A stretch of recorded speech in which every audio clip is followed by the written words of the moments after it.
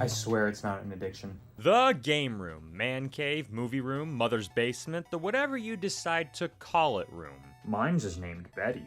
The place where we as fans of said something can call home. Sorry, gotta dust this off here. Ever since I was little, I aspired to do great things, and having the coolest game room was definitely one of them. I'm a big dreamer, what can I say? I would always watch these tours of rooms the minute the internet fell into my hands, and I still do to this day.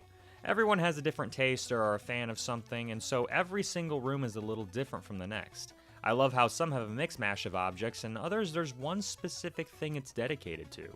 My game room falls more into the realm of a mix mash. I have collectibles, books, movies, and games. I more so collect something I'm extremely passionate about. Something where if someone came in, they would be like, "Whoa, is that a Tribble?" Over the years, the game room has kind of evolved after a few moves. You can see that as the channel has gone on. Right now, I'm pretty content with the room layout. Everything is at a convenient level, and it's displayed in a way where if someone wanted to jump into something, they could. Now you might ask me, Zeth, how did you get all this? I hoarded. Starting off my collection is the video games. It wouldn't be a game room without games. I have got a solid collection of video games. Back in the day, a lot of people would trade in the old ones for the new ones. They don't affect me in any way. I never did that because I would always think, hey, what if in the future I wanted to play one of my older titles? How could I if I traded it in? Also, you never really got the true value of what you paid half the time, so I kept all my video games throughout the years while accumulating new ones. This has actually been pretty helpful with such consoles as the GameCube library. Games that I paid $5 to $10 a pop for can go for ludicrous prices now. Most of these video games and consoles I own, I have gotten from friends or super cheap or free. My PlayStation 2 was my cousin's with the collection of games, and the same for the Xbox 360, which was my friend's. The same goes for all of my CRTs. I never paid a dime for any of these. And look at me now. I don't necessarily have a favorite console to collect for, I just go for games that interest me or that I know I'll play in the future. I still haven't played Time Splitters, sue me. But most of the games that I have, I've played all the way through, or I've played a good chunk of. Some consoles I'm done for the most part with collecting for, like the 3DS. I've hacked mine, and it now has all the games that I could want, so there's really no point in getting more physical copies of games. The ones that I want physical copies of, I already have them. I only have one sealed game, and that's actually Twilight Princess HD, but the only reason I've kept it sealed for so long is because I have the GameCube version and the Wii version. So there's really no point in opening it yet. This comes over to my consoles. Right now, I have individual shelves dedicated to each specific one, but before this, they used to be really clustered around each other on a small unit. But as my collection grew, more space was required. I bought these 4 square shelving units at Target, and they do a pretty good job, actually. Pretty solid. The only bad thing is that they have this open back and can expose a fire hazard. So in order to not see that, I took some pitch black sheets, cut them, and now the front looks pretty slick. I also have them aligned a very specific way where the more HDMI consoles are on the left and the composite consoles are on the right. Also, my PS4 VR and Virtual Boy are over there. I don't know.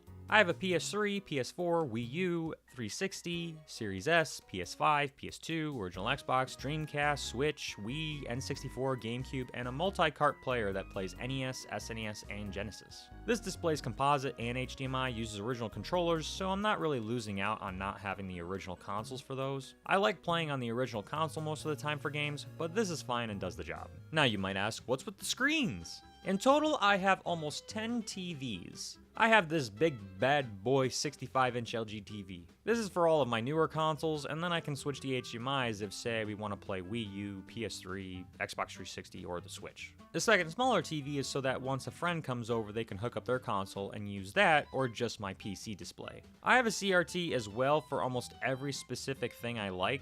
For example, I have this DVD CRT or the VHS one. I have a VGA CRT and a simple Orion one that's used for old movies or TV shows or music videos that have on a drive that can be played on the side. And now we come to my favorite, the JVC iArt CRT. This thing is massive, and I have all of my older consoles hooked up to it. This thing is really awesome when playing on it, and it really just takes me back. That's mostly the reason I have CRTs. I'm not really into the specifics of them. Yes, I know the difference, and I know that this TV is good for games, but I play or watch on CRTs mostly for nostalgia. Sure, I could play all of these on my big 4K TV, but I think playing on the original console with the original controller and on a CRT makes some game experiences way better. But now you might ask, What about the useless junk? Well, that's where the rest of my room comes into play. I've collected a good variety of stuff over the years, and you may have seen some things like my Voltron collection. These are now fully restored, and I've even repainted and touched some of them up. I have every single big edition of the teams. The only one I'm missing is the Blue Gladiator Force one, but that's because eBay listings are few and far between. But I'll get it one day eventually. Speaking of completeness, I have almost every single Disney Infinity figure, and they look so dang cool all lined up like this. Back in the day, Disney Infinity 1 was so cool, but as the games went on, the quality seemingly dropped. Sure, the worlds and character lineups got bigger, but as that first game, that one's always been the best in my opinion. I'm only missing a few sparse characters I can collect later, but I'm not thumping my foot at it anytime soon. The only reason I have so many was because when they announced Disney Infinity was being canceled, stores freaked out. Toys R Us speaking. Get rid of them! They were practically giving them away. They would do a whole buy two, get two free, or buy one, get one free, so we would go online and grab as many as possible. But now that we've gotten the good majority of them, I've stopped only picking up a few sparse characters every once in a while. That's the way I go collecting figures now. Unless there's a good deal, I'm not itching to grab a ton. I still have some stuff not open, like this Marvel Hall of Fame Unmasked Deadpool. I paid $5 for it back in the day. Next to it is one of my favorite pieces of the game room, my sealed Dennis Hopper Super Mario Bros. Action figure. I love that original movie. It's so bad it's good.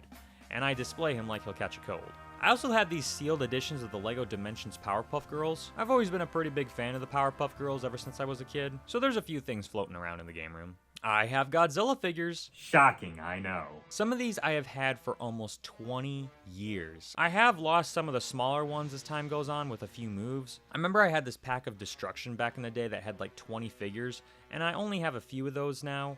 But most of these I've had my whole life, and I definitely want to flesh out my collection more. But Zeth, what about the really useless stuff? Well, to that I say take a look at my VHS collection. I don't know why VHS collecting has taken off recently, but I started my collection a little over 4 years ago, and I've slowly accumulated what I have. I like VHS because it's the media form that I grew up with, and some of these titles are still not widely available on streaming or even DVD. I had every single Godzilla tape on VHS, so I'm trying to get those back along with titles I loved as a kid like Big Trouble in Little China. I have a sealed copy of Tremors, Only the Lonely, Final Fantasy, and Batman. These are mostly for show. While yes, I can play them, I have a hard drive with all of my movies backed up with the VHS quality that I can hook up to a CRT, so I'm not wearing down the tapes anymore. There's a lot that goes into arranging and making a game room, and I love seeing what others do with theirs. I'm pretty satisfied as to where my room is now. Maybe in the future we can take a look at how it's evolved even more so, but for now, I'm very, very pleased with where it is. But now, Zeth, you might say, what is your favorite part? It's the couch!